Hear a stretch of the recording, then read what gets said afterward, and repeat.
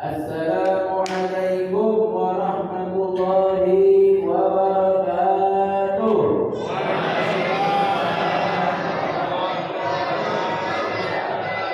Alhamdulillah. Wa syukurillah wassalatu wassalamu ala sayyidina Rasulillah Muhammad bin Abdillah wa ala alihi wa sahbihi wa man wala wa la hawla wa la quwwata illa billah al-aliyyil azim. Amma ba'd. Alhamdulillah, malam hari ini kembali Allah Subhanahu wa taala dengan ridha dan ridhonya Allah mengirimkan kita semua menjadi orang-orang yang mendapatkan kebaikan, sehingga Allah gerakkan kita semua untuk hadir di tempat yang baik ini, di dalam perkumpulan yang baik, insya Allah bersama orang-orang yang baik, dan kelak kita semua insya Allah dikumpulkan di tempat yang terbaik di surga Firdausnya bersama pimpinan orang-orang yang baik Nabi Muhammad sallallahu alaihi wasallam. Amin ya rabbal alamin. Salawat dan salam kepada Rasulullah sallallahu alaihi wasallam beserta keluarga dan sahabat-sahabat. Alhamdulillah, malam ini kebetulan saudara kita Imam Syah ini mengaktifkan anaknya dalam ini. Ada baiknya kita mulai majelis ini dengan majelis salat, ya. Jadi kita lanjutkan dengan yakni peringatan Isra Mi'raj yang bertepatan dengan memang kajian kita rutin bulanan. Jadi insya Allah tak ada bina saja. Insya Allah baik semua. Ya. Baik, kita mulai saja tanpa berpanjang-panjang. Kita bersoal kepada Nabi Sallallahu Alaihi Wasallam. Jadi ikuti majelis ini sampai nanti selesai. Insya Allah kita semua mendapatkan kebaikan yang banyak. Amin. Bismillahirrahmanirrahim. Bismillahirrahmanirrahim. Ya Rabbi salli ala Muhammad, ya Rabbi salli alaihi wa sallim. Ya Rabbi salli ala Muhammad, ya Rabbi salli alaihi wa sallim. Ya Rabbi salli ala Muhammad khairil wara jami'il mahamid. Ya Rabbi salli ala Muhammad, ya Rabbi salli alaihi wa sallim. salli ala Muhammad al-Zuhri sayyidi kulli sadi. Ya Rabbi salli ala Muhammad, ya Rabbi salli alaihi wa sallim. Salli alaihi wa sallim. Ya Rabbi salli ala Muhammad. Ya Rabbi salli ala Muhammad, ya Rabbi salli alaihi wa sallim. Ya Rabbi salli ala Muhammad wa atina as-salata wal maqasid. Ya Rabbi salli ala Muhammad, ya Rabbi salli alaihi wa sallim. Ya Rabbi salli ala Muhammad wa ali ma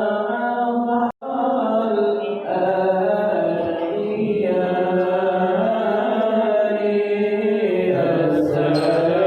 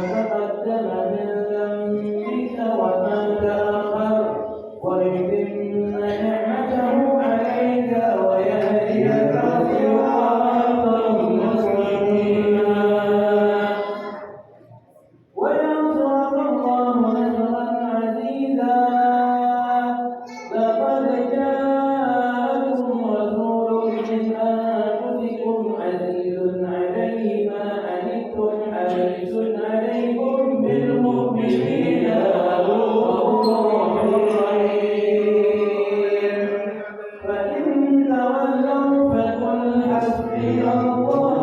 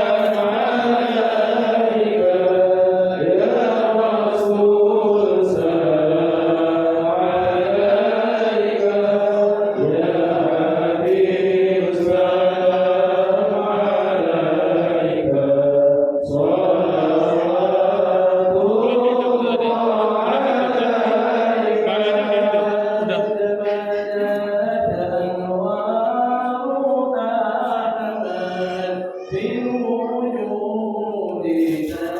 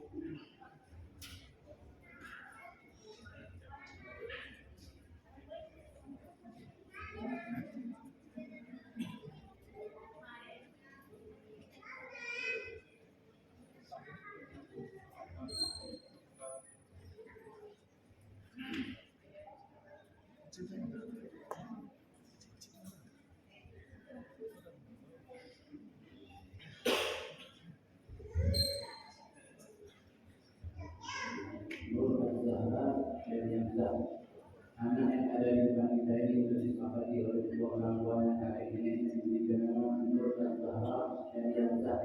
Semoga anak ini bisa terhasilkan ini dipandang berumurnya oleh Allah Subhanahu wa Ta'ala. Sehat walafiat. Menjadi anak yang taat kepada Allah. Rasulullah berbakti kepada kedua orang tuanya. Berguna bagi agama nusa dan bangsanya. Dibebaskan dan dibanyakkan rezekinya. Diberikan kepadanya ilmu yang bermanfaat. Dikurangi hati dan pikirannya. Dijadikan anak ini sebagai anak yang menolong agama Allah Subhanahu wa Ta'ala. Dan dijadikan anak ini sehat, walafiat, panjang umurnya. Amin ya rabbal alamin.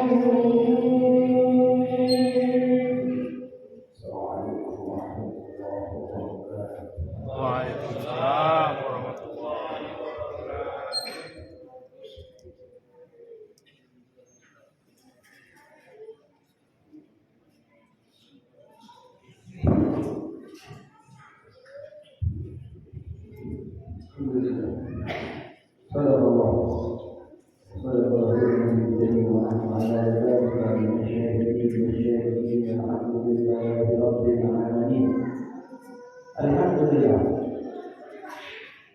Puja dan puji syukur kehadirat Allah Subhanahu wa taala, Zat yang telah memperjalankan hamba-Nya dari Masjidil Haram ke Masjidil Aqsa, yang di sekelilingnya diberkahi oleh Allah Subhanahu wa taala. kita semua yang hadir di dalam majlis ini mendapatkan keberkahan dari Allah Subhanahu wa taala. Amin ya rabbal alamin. Ma'asyiral hadirin wal hadirat rahimani wa rahimakumullah. Berkumpul setiap tahun di dalam rangka mengingat, mengenang, menceritakan kembali salah satu peristiwa yang merupakan bagian daripada mukjizatnya Nabi Muhammad sallallahu alaihi wasallam, adalah satu perbuatan yang baik, satu perbuatan yang bahkan Allah Subhanahu wa taala menganjurkan. Allah menyatakan, wa may yu'azzim sya'airallah fa innaha min taqwal qulub. Siapa orang yang mengagungkan daripada syiar-syiar agama Allah Subhanahu wa taala, maka itu tanda hatinya bertakwa kepada Allah Subhanahu wa taala.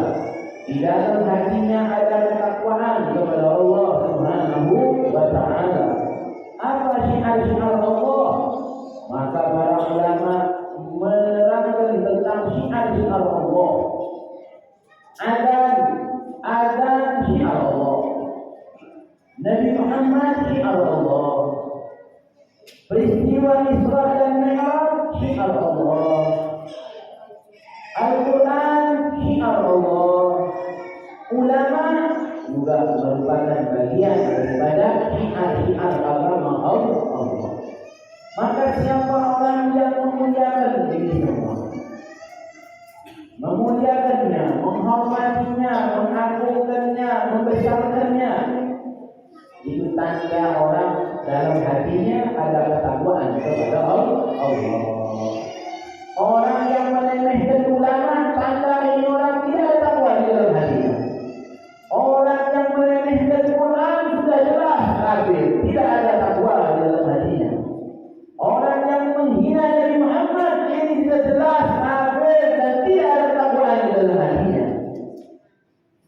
Orang yang bahkan tidak mempercayai peristiwa Isra dan Mi'raj, mengingkari peristiwa Isra dan Mi'raj Nabi sallallahu alaihi wasallam, sudah jelas kafir, tidak ada iman di dalam hatinya.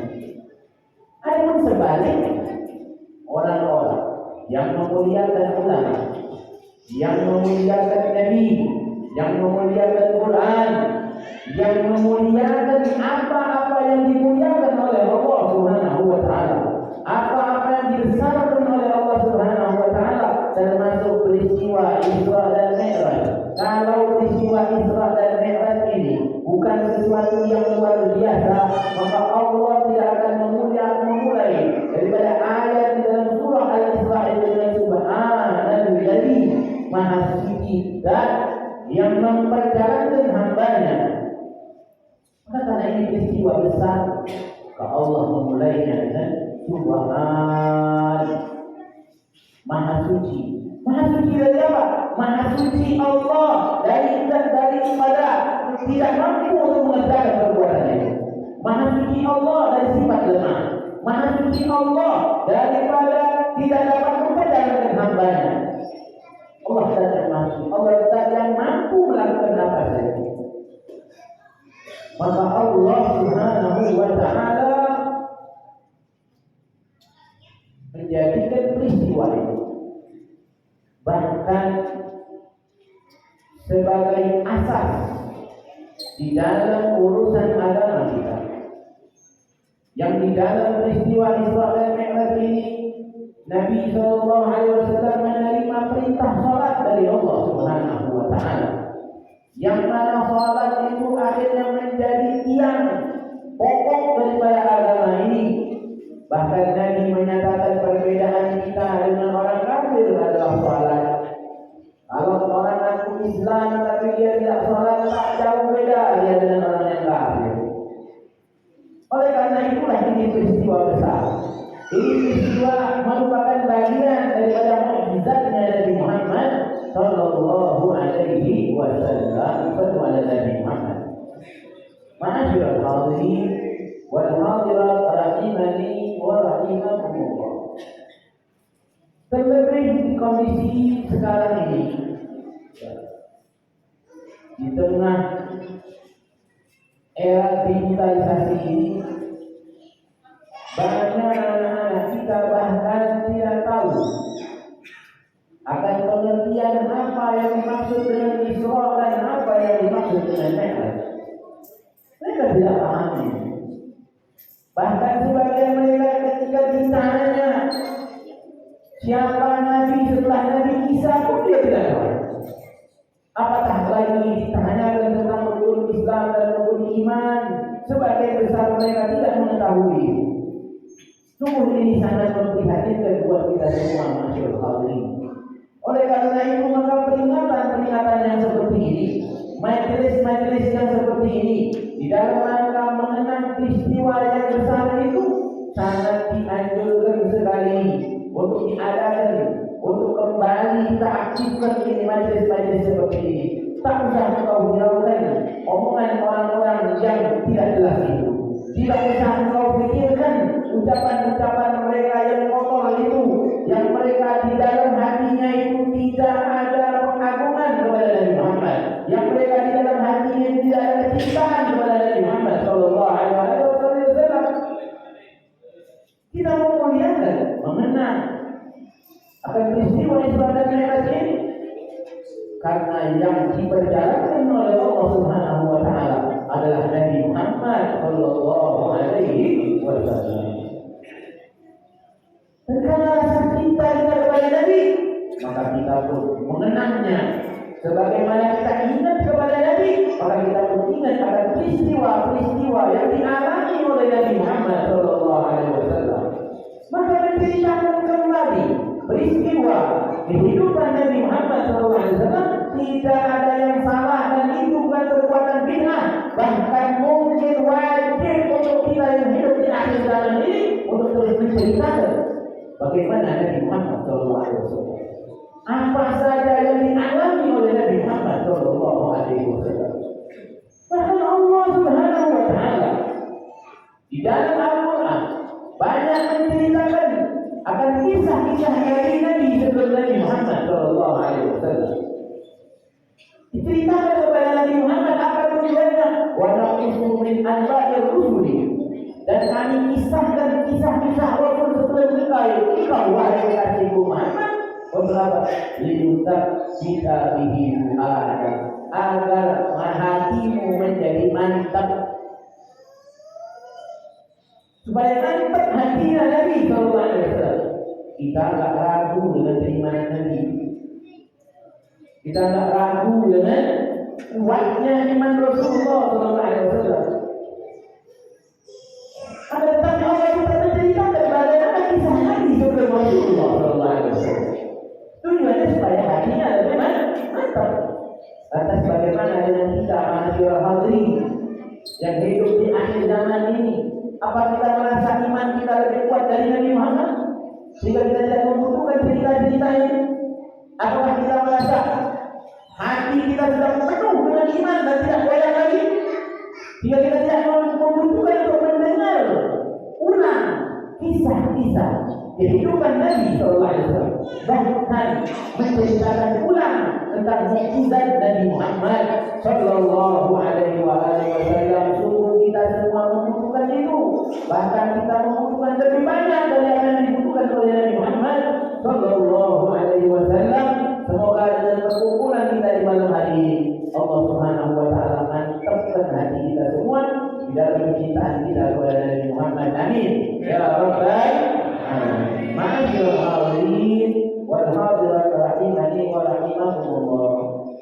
Kalau menceritakan tentang kisah Isra dan Mi'raj ini, rasa-rasa sampai jam 12 pun tak bakal selesai. Apalagi kita mau menceritakan dengan mendikir. Maka cukuplah di dalam pertemuan ini, pertemuan yang singkat ini, cukup kita ambil poin-poinnya saja daripada peristiwa Isra dan Mi'rajnya Nabi Muhammad Sallallahu Alaihi Wasallam. Yang pertama,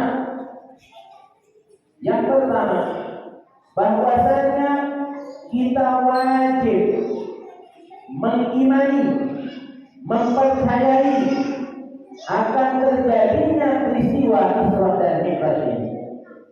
Itu yang pertama. Yang kedua, bahwasannya peristiwa Isra dan Mi'raj ini terjadi dan nyata, bukan cerita dongeng, masyaallah hadirin. Bukan cerita dongeng, ini nyata.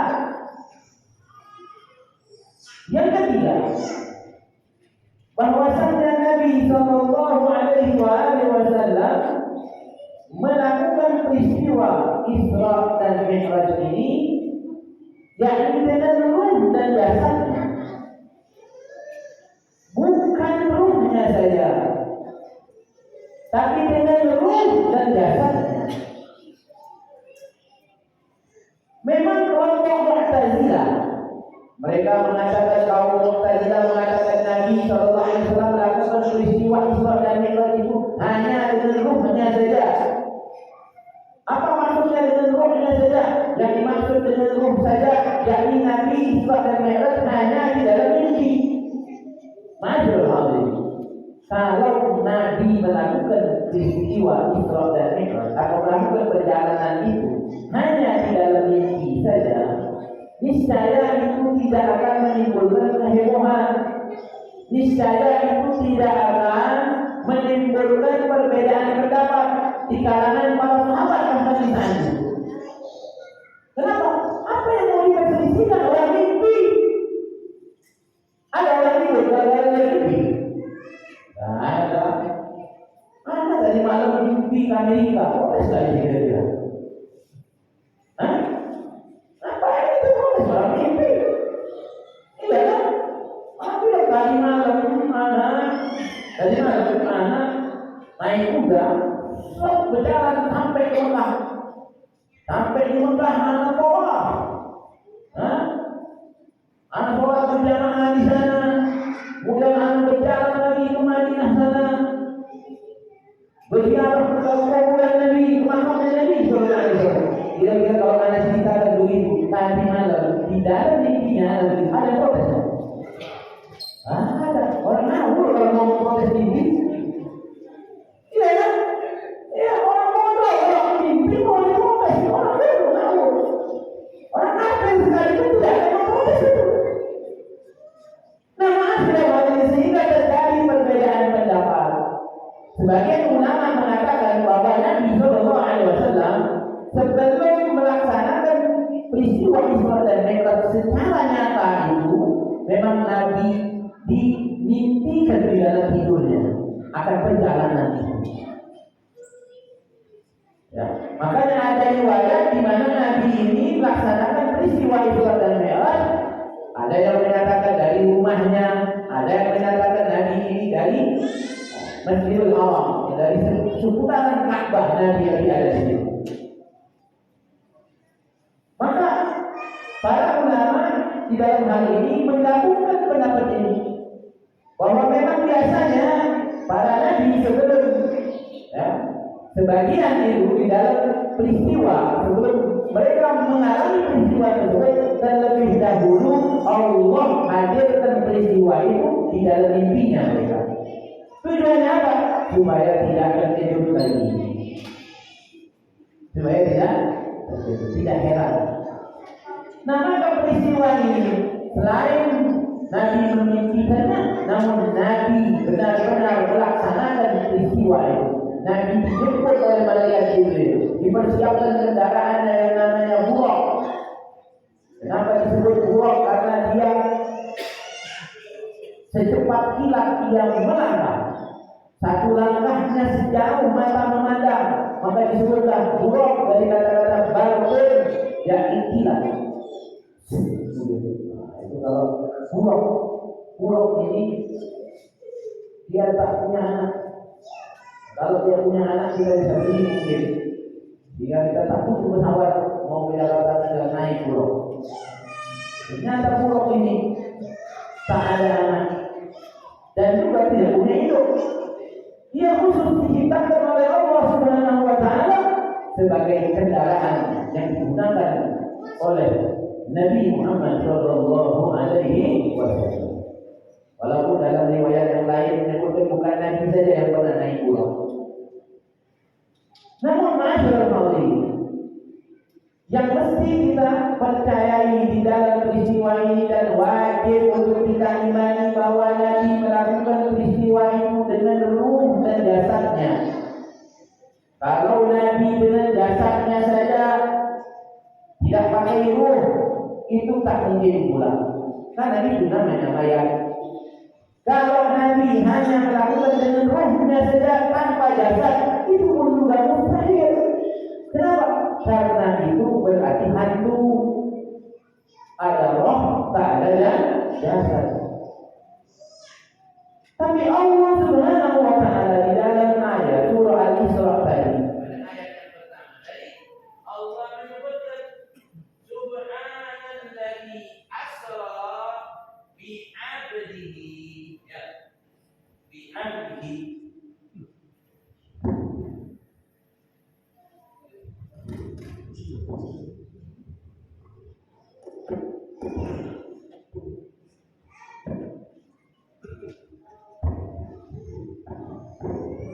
Asra, Maha Suci Zat yang memperjalankan. Nah, Nabi ini diperjalankan oleh Allah, bukan berjalan sendiri. Nabi tak mengatakan sawaitu, aku berjalan, tidak, tapi asra, aku diperjalankan oleh Allah. Siapa yang diperjalankan? Aku, kata Nabi, bi'abdihi. Siapa? Hambaku, hambanya Allah, bi'abdihi, hambanya. Siapa?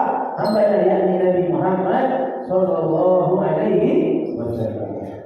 Kalau hamba itu sudah tentu ada ruh dan ada jasad. Sudah maklum di dalam ilmu bahasa Arab kalau disebut hamba itu ruh dan jasad. Nah, Nabi disebut Allah sebagai hambanya. Kata para ulama, ini kedudukan sebagai hamba adalah kedudukan tertinggi. Kenapa? Sebab seorang hamba itu tidak akan pernah bermaksiat kepada Tuhannya. Seorang hamba tidak akan melawan tuannya. Bahkan seorang hamba di dalam hukum kita, hamba sahaya di dalam hukum syariat kita, hamba sahaya bahkan tidak memiliki harta. Kalau dia punya harta, itu menjadi kepunyaan tuannya. Itu baru namanya hamba. Nah, kita ini perlu koreksi. Kita sekarang ini baru jadi makhluk Allah atau sudah hamba Allah? Kalau makhluk Allah, semua kita ini makhluk Allah.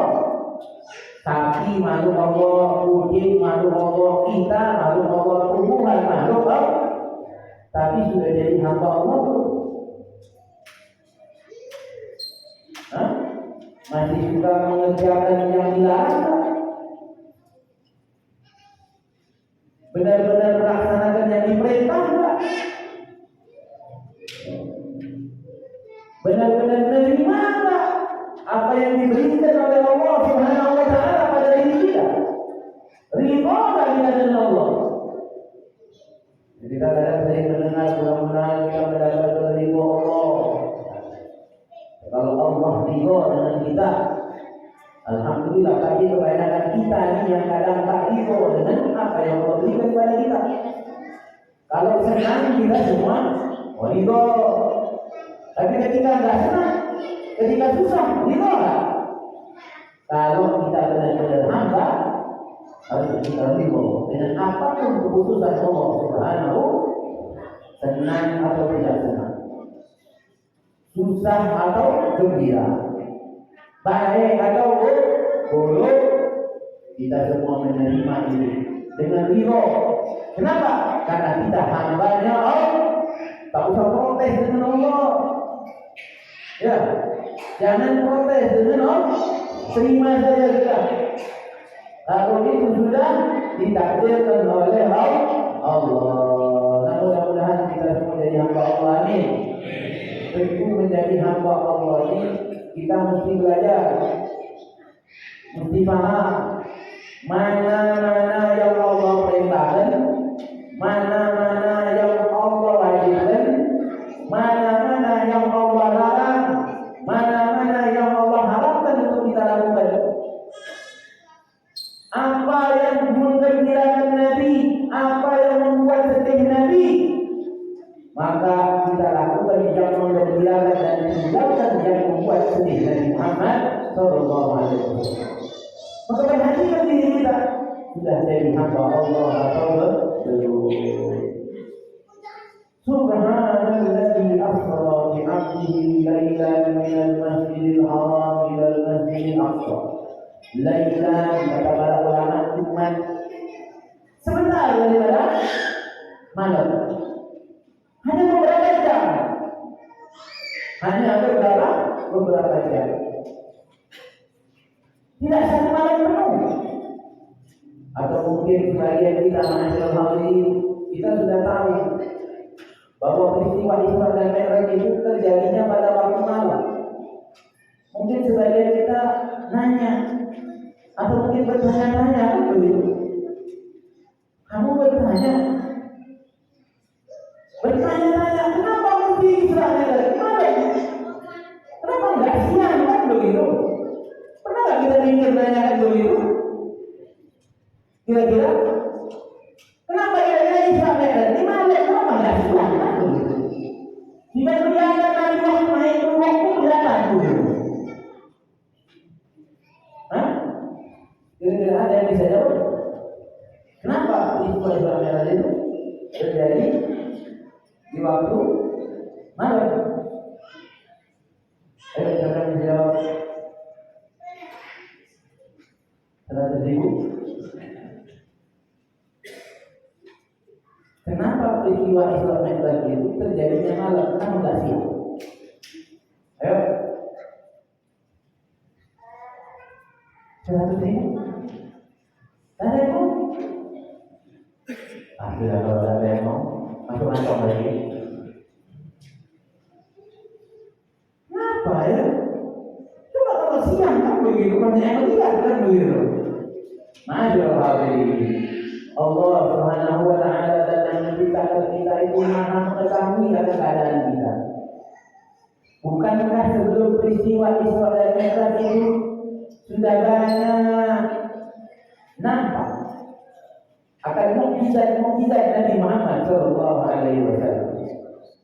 Bahkan banyak mukjizat ditampakkan bahkan kepada nabi-nabi sebelum Nabi Muhammad Sallallahu Alaihi Wasallam.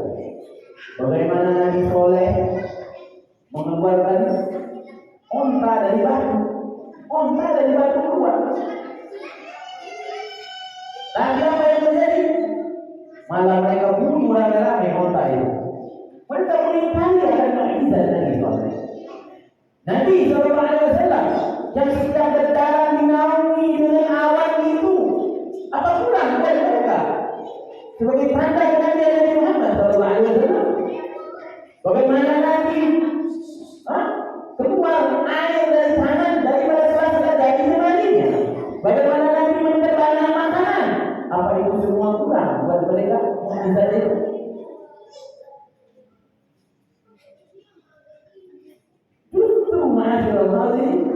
Justru ketika nampak itu semua di hadapan mereka, karena memang hidayah keimanan itu adalah anugerah dari Allah Subhanahu wa taala. Justru ketika nampak itu semua, apa mereka katakan? Oh, Muhammad tukang sihir. Oh, kita disihir oleh Muhammad. Banyak yang kita. Sehingga meskipun ini mukjizat kalau ditampakkan pada pandangan mereka, Nabi naik buruk, maka mereka mengatakan, wah, ini Muhammad sudah menyihir kita semua.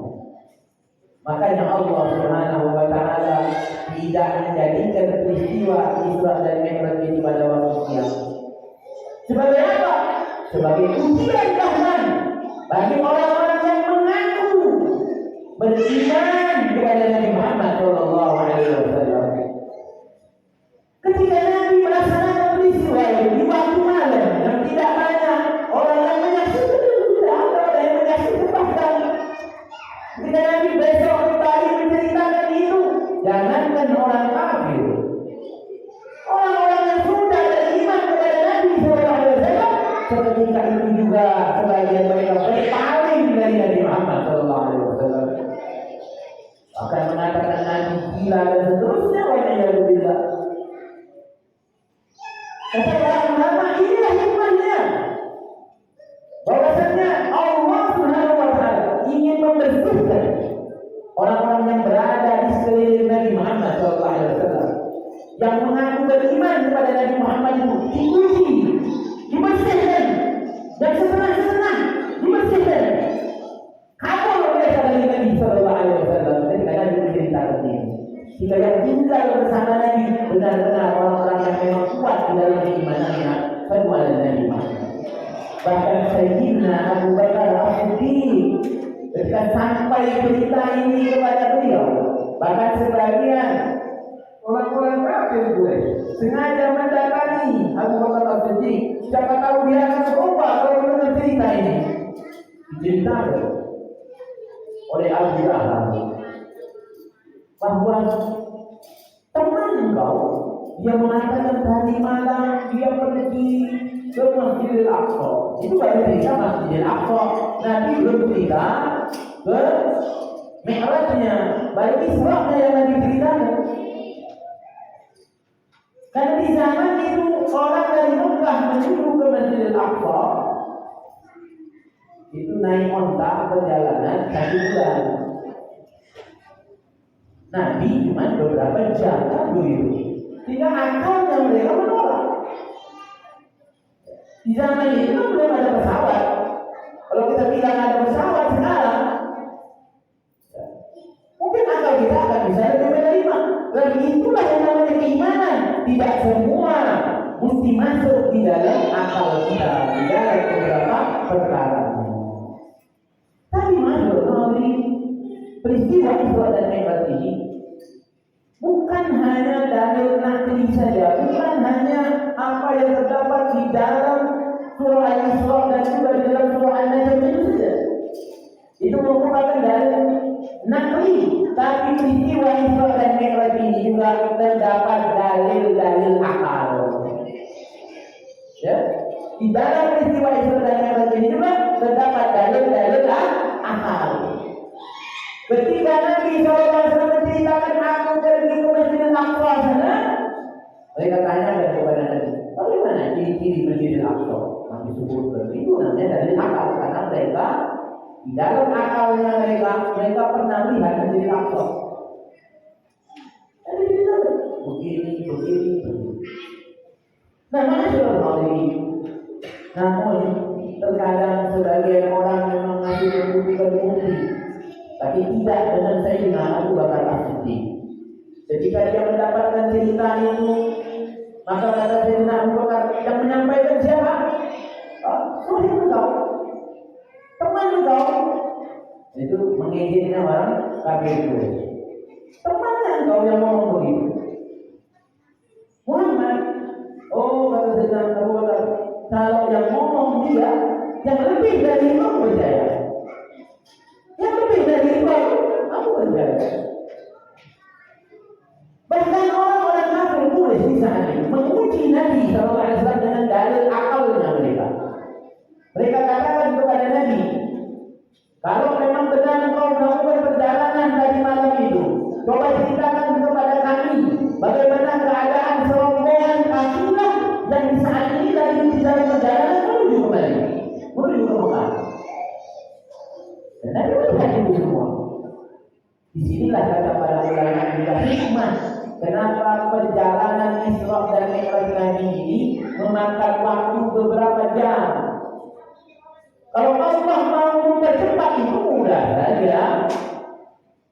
Tidak ada syaitan saja mudah lalu.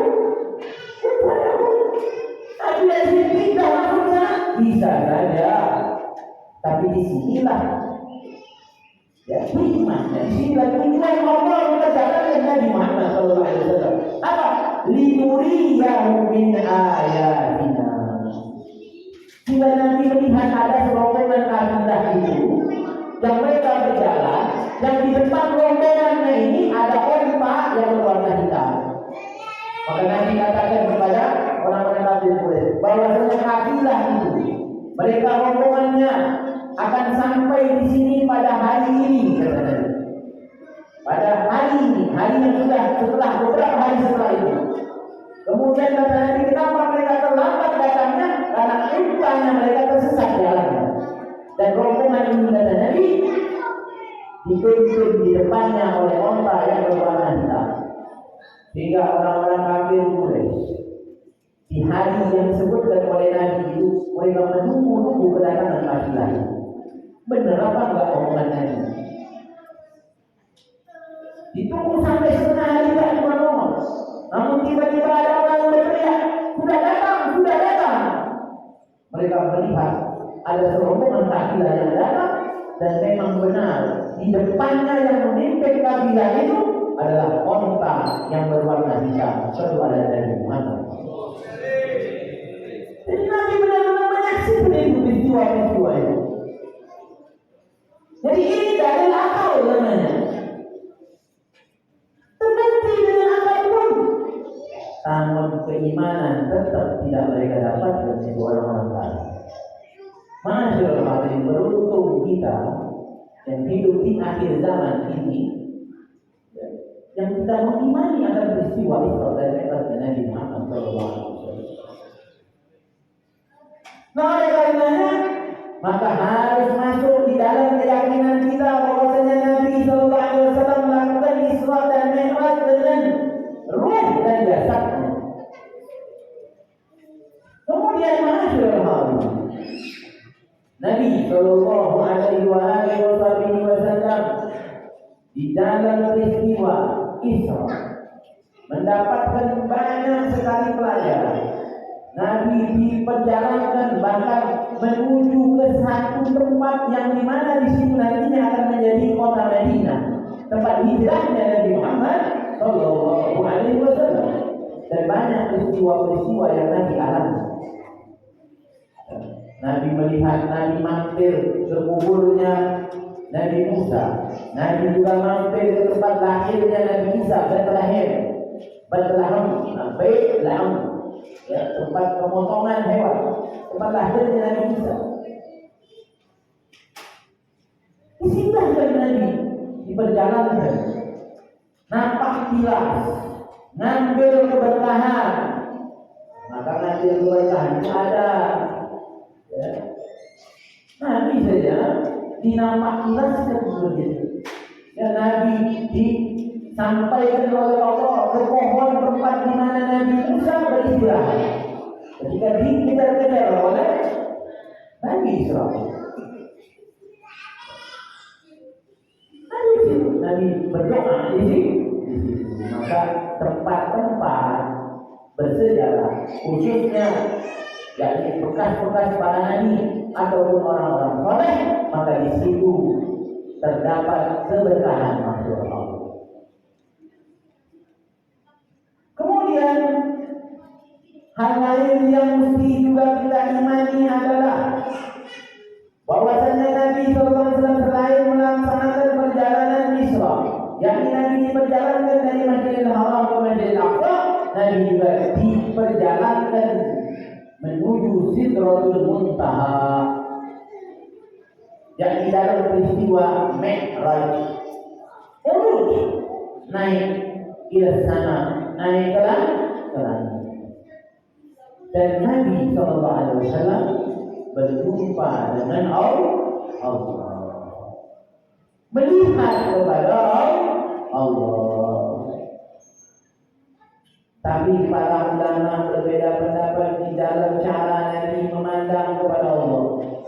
Sebagian mengatakan Nabi memandang dengan ainul mujarradah, Nabi melihat dengan pandangan matanya. Sebagian lagi berpendapat Nabi menyaksikan dengan mata hati.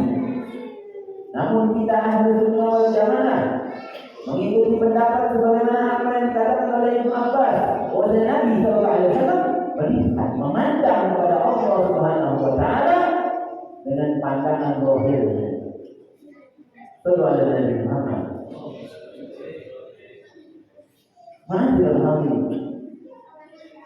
Banyak riwayat yang menyebutkan bahwasanya bahkan di dalam Al-Quran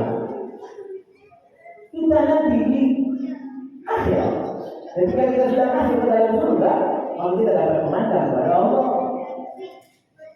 Hah? Kita akan memandang kepada Allah. Wujuhu yawmaidin nadhirah ila rabbiha nadhirah. Wujuhu yawmaidin nadhirah ila rabbiha nadhirah. Wajah mereka berseri-seri karena mereka memandang kepada Tuhannya mereka. Jadi di surga kita akan memandang. Bahkan dikatakan nikmat yang terbesar adalah memandang kepada Allah. Namun orang memandang kepada Allah ini tergantung bagaimana amalnya waktu di dunia. Ada yang terus-terusan mendapat nikmat itu. Ada yang seminggu sekali, ada yang sebulan sekali, ada yang setahun sekali. Di surga. Mudah-mudahan kita ini semua masuk surga, amin. Memandang kepada Allah. Maka kekasihnya ini terlebih dahulu Allah berikan nikmat itu di dunia. Apa salahnya? Kenapa kita mesti mengingkari itu? Apakah itu mustahil buat Allah? Tidak mustahil dong. Allah ingin menghibur kekasihnya ini, yang sama-sama kita mengetahui bahwa yang latar belakangnya peristiwa Isra dan Mi'raj ini adalah rasa sedih yang mendalam yang menimpa Rasulullah SAW ketika meninggal. Beliau ditinggalkan oleh istrinya Khadijah dan juga oleh pamannya yang selama ini membela beliau. Allah ingin menghibur kekasihnya ini, maka diberikan satu kenikmatan memandang kepada Allah Subhanahu wa ta'ala. Maka dari itu para ulama di akhir daripada ayat ini, lailan minal masjidil haram ila masjidil aqsa alladhi barakna hawlahu linuriyahu min ayatina innahu huwas sami'ul innahu, siapa dia? Sesungguhnya dia. Kata ulama, hu-nya ini bisa kembali, hu, ya Allah Subhanahu wa ta'ala. Allah bagi yang maha mendengar dan maha melihat. Tapi hu-nya ini kata para ulama bisa kembali pada Nabi Muhammad SAW. Innahu huwas sami'ul alim. Dia Muhammad memiliki pendengaran dan penglihatan yang luar biasa. Dia bercakap-cakap dengan Allah dan dia memandang kepada Allah. Nabi menerima perintah salat yang di dalam pertemuan yang pertama itu Allah perintahkan 50 waktu salat, bukan 50 rakaat, 50 waktu salat. Kalau 50 rakaat sanggup tidak? Sanggup tak? Sanggup. Tarawih 20 rakaat, ya kan? Dia termasuk yang mu'akkad dan bayi mu'akkad 22 rakaat, 42 rakaat. Witir 8, duha 8 rakaat, berapa? 50. Tambah witir, tambah sholat hajat, tambah sholat tahiyatul masjid, lebih. Kalau 50 rakaat sholat sanggup kita. Tapi kalau 50 waktu sholat tak ada yang sanggup. Tapi Nabi ini kan hamba Allah. Waktu diperintah 50 waktu sholat, ya Nabi sami'na wa ata'na. Nabi terima. Namun ketika Nabi kembali melewati langit menuju jumpa Nabi Ibrahim, Nabi jumpa dengan Nabi Musa. Nabi Musa penasaran. Nabi Musa ini Nabi yang punya sifat ini yang baik. Ini yang baik. Dan ini dengan Nabi Muhammad SAW, karena umat Nabi lebih banyak dari umat dia. Dan dia mengetahui bahwa umat Nabi SAW ini memiliki keistimewaan yang luar biasa. Karena Nabi Musa ini Kalimullah. Nabi Musa bercakap-cakap dengan Allah, bertanya kepada Allah, ya Allah, aku dapati catatan di langit itu ya Allah, bahwasanya ada satu kaum yang kalau mereka itu berniat melakukan kebaikan dan mereka belum melakukan kebaikan itu, maka kau catatkan satu kebaikan untuk dia. Apakah itu umatku ya Allah? Kata Allah, bukan. Tilka umat Ahmad, itu umat Ahmad. Allah dapati di dalam catatan di langit itu ada satu kaum yang kalau mereka berniat untuk melakukan kejahatan, tapi mereka tidak melakukan kejahatan itu, engkau berikan ganjaran kebaikan pada mereka. Apakah itu umatku ya Allah? La, tilka umat Ahmad. Banyak diungkapkan oleh Nabi Musa, terutama umat Nabi Muhammad SAW. Maka terakhir kata Nabi Musa kepada Allah, ya Allah, kita semua kemuliaan ini engkau berikan kepada umat Ahmad, maka jadikan aku umat Ahmad. Kalau ada Nabi Muhammad, Nabi SAW kalau di langit terkenal dengan Ahmad, tapi di dunia Muhammad. Maka Nabi Musa berangan-angan minta kepada Allah untuk dijadikan umat Nabi Muhammad. Kalau kita bersyukur kepada Allah, beruntung kita semua ini mesti tidak pernah nampak, tidak pernah keluar dari perut rumah kita jadi umat Nabi. Alhamdulillah. Maka pertahankan ini nikmat daripada Allah, ini karunia yang besar dari Allah. Jangan sia-sia. Ketika jumpa Nabi Musa tanya, apa yang kau dapat dari Allah? Kata Nabi, aku diperintahkan Allah sholat 50 waktu. Kata Nabi Musa, aku berikan syarat agar kau kembali kepada Allah, minta dikurangi. Karena niscaya umatmu tidak akan mampu. Umatku saja yang badannya besar-besar, sholatnya waktu saja payah, apalagi 50 waktu. Umat Nabi Musa badan besar-besar, umur panjang-panjang. Maka ketika Nabi Musa memberikan salam kepada Nabi SAW, maka Nabi menerima salam ini. Ada orang protes, masa Nabi Muhammad tak tahu hukumannya, tak bakal mampu. Bukan soal itu, ini soal akhlak Nabi, ini soal tawakulnya Nabi kita, rendah hatinya Nabi kita. Nabi kita menerima masukan, apalagi dari seorang Nabi, seniornya. Jadi kalau senior masih tahu junior itu wajar. Tapi terima. Nabi nggak mau dari kita, mau dari RT aja sombong. Warga masih saran ada, aku udah tahu. Oh, ini Pak RT. Bukan RT sini, ada di luar. Nabi juga ditahu oleh Nabi juga seniornya, maka Nabi terima. Makanya Nabi tanya sama malaikat Jibril, apa masih bisa? Kata malaikat Jibril, kalau kau mau, silakan kembali. Karena malaikat Jibril tak mampu melewati Sidratul Muntaha. Malaikat Jibril hanya sampai langit ke-7. Karena itu Nabi ditemani oleh malaikat Jibril sampai ke langit ke-6. Ketika Musa memberikan saran, Nabi Musa memberikan saran, maka kata mereka Jibril, silakan kalau kau mau minta dispensasi kepada Allah. Akhirnya Nabi naik, dikurangi 5 dalam riwayat yang sahih, riwayat oleh Bukhari, dikurangi 5. Jumpa Nabi Musa lagi, kata Nabi Musa kurang 45, minta lagi, bolak-balik sampai 9 kali. Ada yang protes, masa iya Nabi sampai 9 kali bolak-balik? Masa Allah mengurangi itu? Kalau keputusan mungkin tadi kurang-kurangin ini menurut akalnya mereka tidak melihat hikmah di balik kisah ini. Maka para ulama kita harus Jamaah menerima daripada riwayat yang sahih ini dan mereka memahamkannya kepada kita bahwasannya kenapa Nabi sampai bolak-balik berjumpa dengan Allah. Apa itu tak mungkin? Kenapa tak mungkin? Mungkin saja. Kenapa itu terjadi? Karena Allah Subhanahu wa Ta'ala ingin menunjukkan kepada kita semua akan sifat karomnya, sifat dermawannya Allah.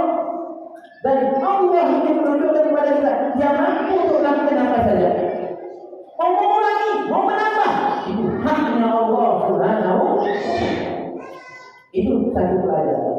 Yang kedua, kata para ulama, kenapa ini Nabi Musa kok dulu Nabi bolak-balik?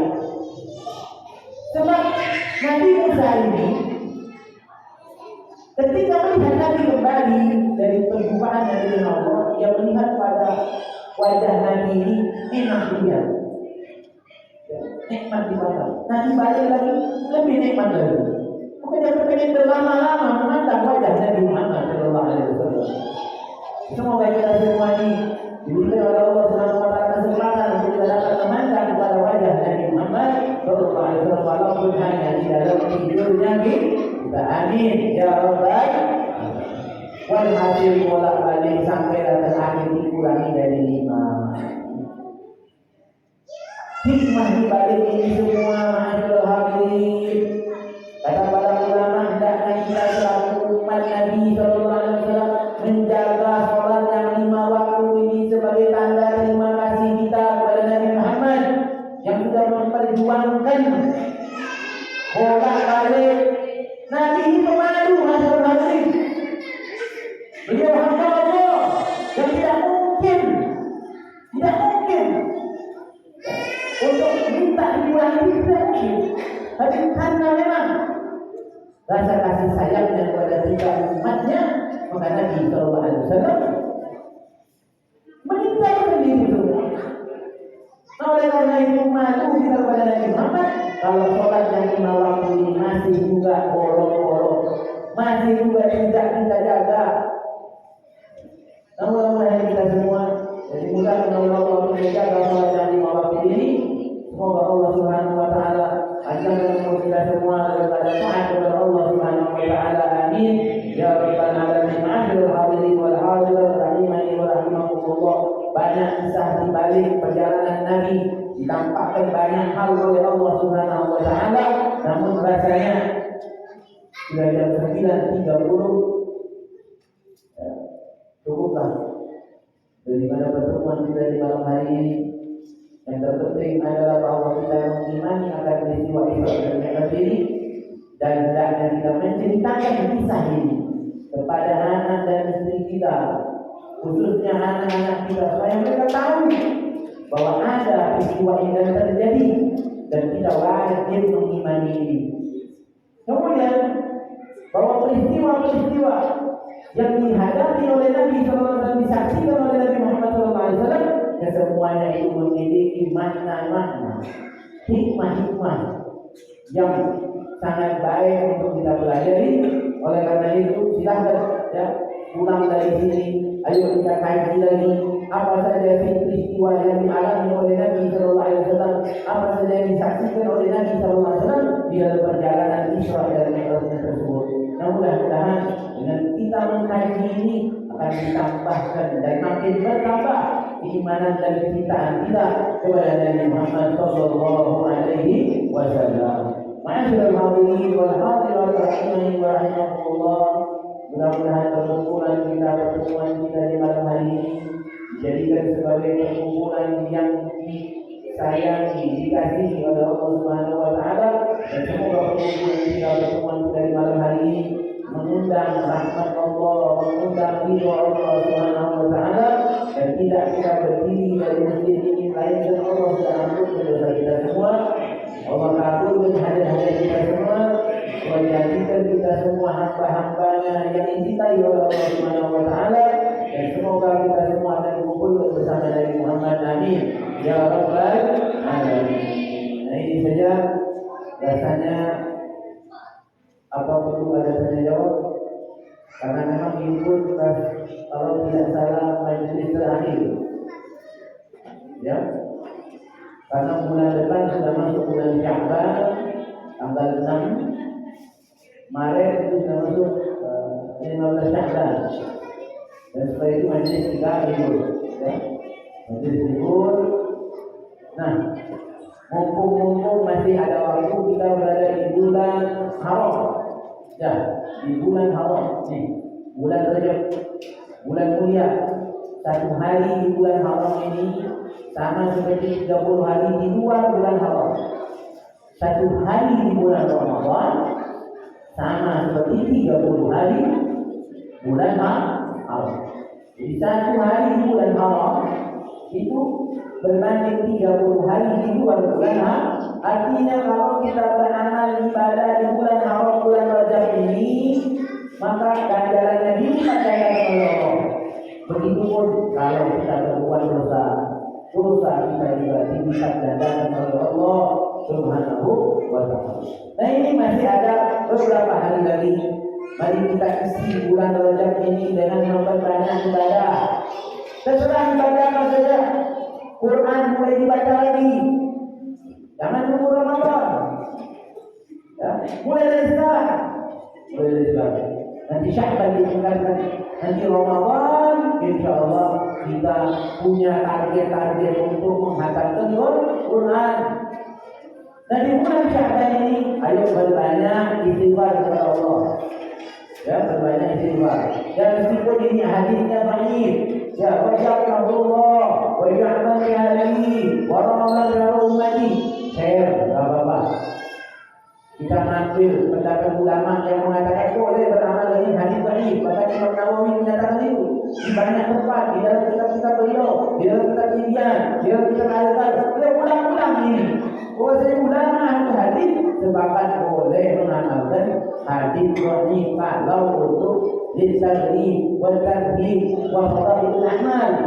Kalau untuk ngasih peringatan, ngasih motivasi untuk kita memacu di dalam amal, boleh pakai hadis yang dhaif. Tapi kalau kita mengharamkan, menghalalkan, melarang, mewajibkan, maka semua itu harus pakai ayat Al-Quran, hadis yang sahih atau minimal hadisnya hasan. Nah, karena ini ada riwayatnya, maka di bulan Rajab ini berbanyak istighfar. Banyak-banyak membaca Rabbil Birli Warhamni Wadud. Ya. Pagi 70, sore 70. Setidaknya malam baca 70. Bukan dari riwayat menyebutkan Nabi beristighfar 70 kali. Bahkan yang 100 kali. Maka kita harusnya lebih banyak dari Nabi beristighfar kita. Ya, maka baca Rabbil Birli, ya Allah ampuni aku, warhamni, bagi aku, Rasul Alaiya dari iman dan taubat.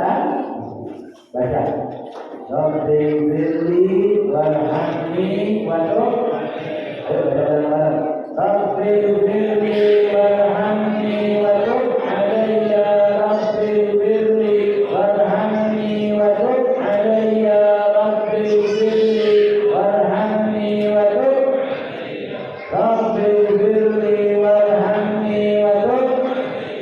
Rabbil Birli warhamni wadud alayya. Rabbil Birli warhamni wadud alayya. Rabbil Birli warhamni wadud alayya. Rabbil Birli warhamni wadud alayya. Rabbil Birli warhamni wadud alayya. Rabbil Birli wadud alayya. Rabbil Birli warhamni wadud alayya. Rabbil Birli warhamni. Rabbil Birli warhamni wadud alayya. Rabbil Birli warhamni wadud alayya. Rabbil Birli warhamni wadud alayya. Rabbil Birli warhamni wadud alayya. Rabbil Birli warhamni wadud. Rabbil Birli warhamni wadud alayya. Rabbil Birli warhamni wadud alayya. Rabbil Birli wadud alayya. Rabbil Birli warhamni wadud. Rabbil Birli warhamni. Rabbil Birli wa anta khairul ghafirin. 70 kali. Ya. Ya Allah, ampuni aku, kasihanilah aku, terimalah taubatlah. Ini kalau kita baca sambil kita renungi maknanya, itu insya Allah ya manfaat. Dan kita mengakui apa yang dosa kita kepada Allah. Ampuni aku, ya Allah, kasihanilah aku, ya Allah, terimalah taubatlah aku. Insya Allah masuk di bulan Ramadan, hasil kita sudah baik, diri kita sudah bersih. Insya Mami kan obat kapan saja, udah obat kapan saja obat tuh. Istighfar tuh kapan saja, kamu bulan saja benar. Tapi karena ada riwayat yang seperti ini, maka kita kalau mengerjakan sesuatu pada waktunya itu semangatnya beda. Coba baca Quran di luar Ramadan. Ramadan syahrul Quran. Ramadan bulan diturunkan pun. Coba lihat kalau bulan Ramadan mana baca Quran? Mana? Kenapa? Karena di bulan. Nah bulan Sya'ban besok, bulan Sya'ban itu bulan sholawat. Bahwasanya ayat yang kita baca innallaha wa malaikatahu yusholluna 'alan nabi itu diturunkan oleh Allah pada bulan Sya'ban. Ya ayyuhalladzina amanu shallu 'alaihi wa sallimu taslima. Maka di bulan Sya'ban kita memperbanyak sholawat kepada Nabi. Nah ini saja, mohon maaf kalau ada kata-kata yang kurang berkenan. Semoga pertemuan kita selama 1 tahun kemarin jadi kepada Allah ini yang manfaat. Ya, apa yang sudah kita pahami khususnya daripada adab-adab kita dengan Al-Quran bisa kita amalkan insya Allah, dan insya Allah panjang umur sehat walafiat. Ba'dal setelah Idul Fitri, insya Allah kita lanjutkan lagi. Itu kalau masih semangat, ya. Nah itu, ya, dan penting ya untuk kita hadir di majelis-majelis yang seperti ini. Ya, kita ini sehari-hari kita di dalam sepekan kita macam-macam kita hadapi, tapi di majelis yang seperti ini lagi, insya Allah, ya pikiran kita tenang, ya hati kita menjadi bergembira, insya Allah. Subhanallah wa bihamdihi